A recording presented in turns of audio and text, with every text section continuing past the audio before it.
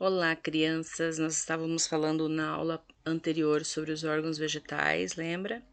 Nós falamos sobre as raízes e os caules. Hoje, então, nós vamos falar sobre folhas e flores e frutos e sementes, se der tempo. Senão, a gente vai fazer um outro videozinho, tá bom? Então, hoje nós vamos falar um pouquinho sobre as folhas das árvores, tá? Das plantinhas. Olha só. A função principal das folhas é a realização da fotossíntese e as trocas gasosas, tá? Quando a gente fala de trocas gasosas, a gente está se referindo à respiração e à transpiração.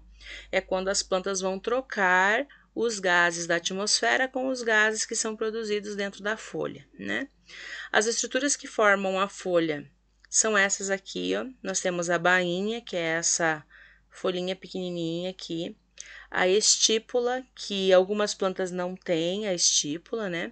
O pecíolo, que é esse cabinho aqui que liga o caule, né, o galho ao limbo. Algumas folhas também não têm isso, mas a maioria tem. Toda essa parte verde aqui é o que a gente chama de limbo. Nós temos aqui a nervura principal e as nervuras secundárias. Nem todas também apresentam todas essas nervuras, mas isso aqui é uma folha completa. Então, se a gente for analisar de folhas completas, essa é a estrutura toda que existe numa folha, tá? Aqui nós temos os dois grupos diferentes de folhas. Nós temos as folhas reticulinérveas, que são essas que têm essa nervura principal e as nervuras secundárias, certo? E ela é comum nas plantas dicotiledôneas. As folhas paralelinérveas são quando você não tem uma nervura principal, todas elas são paralelas umas nas outras.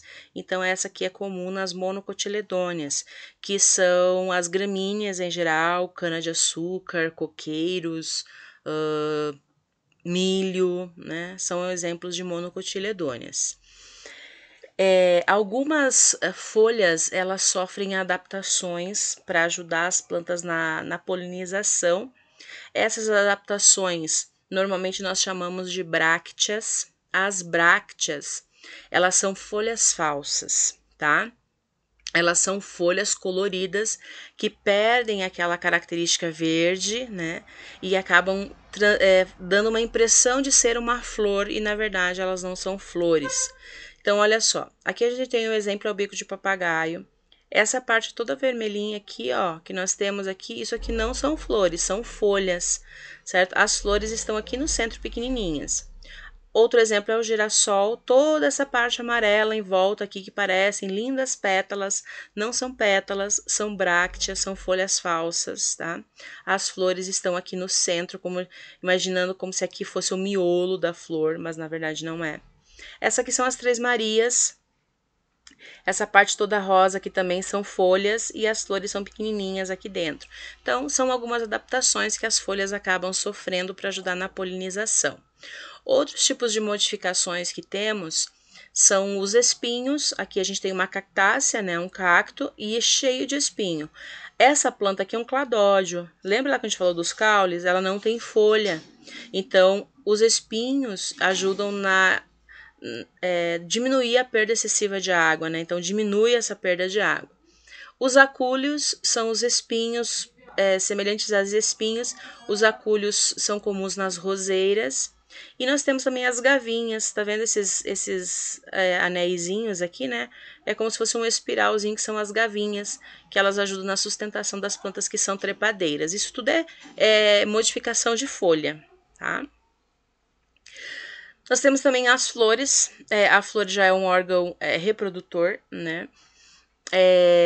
As flores, elas aparecem numa linha evolutiva depois das pteridófitas, né? Então, as criptógamas não apresentam. Aqui nós temos estruturas visíveis de reprodução. Então, aqui nós temos o estróbilo lá da gimnosperma e aqui eu tenho uma flor de uma angiosperma.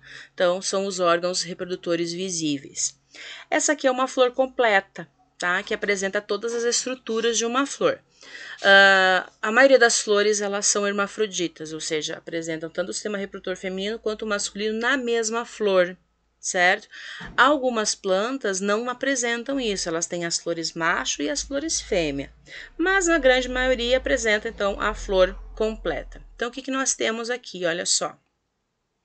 Essa estrutura verde do centro aqui, ó, é o sistema reprodutor feminino. Então, nós temos o estigma e o estilete, certo? E o estigma e o estilete formam o pistilo, que é uma parte do sistema reprodutor feminino. Aqui embaixo nós temos o ovário, o óvulo e o tubo polínico. O tubo polínico é esse tubinho aqui, que vai trazer o grão de pólen do estigma para o óvulo, para que o óvulo seja fecundado, certo? Aqui nós temos, então, o estilete. Na ponta do estilete existe a antera. O filete e a antera funcionam como sistema reprodutor masculino, formando, então, os estames. Aí existem as sépalas, né, o receptáculo e as pétalas, que é a parte colorida. Então, aqui nós temos o sistema reprodutor feminino e masculino na mesma plantinha, né?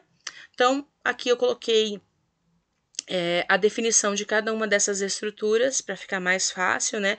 O que é uma pétala, o que é uma sépala, o que é o perianto, o receptáculo, o pedúnculo, são expressões que vocês acabam precisando realmente saber para resolver uma questão, alguma coisa assim. Às vezes ele se refere ao receptáculo e você fala assim, mas o que era o receptáculo mesmo, né? E tal. Então fica mais fácil para você conseguir entender.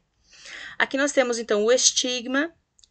Ele está se referindo, então, ao sistema reprodutor feminino, a antera ao sistema reprodutor masculino, e são nomes que você realmente precisa entender para que entenda como que vai ocorrer a reprodução.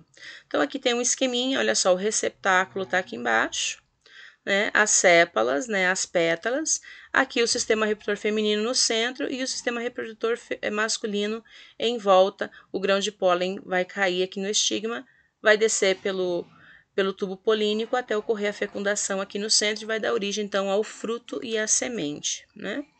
A polinização, a gente fala que polinização é o transporte do grão de pólen para o estigma, né?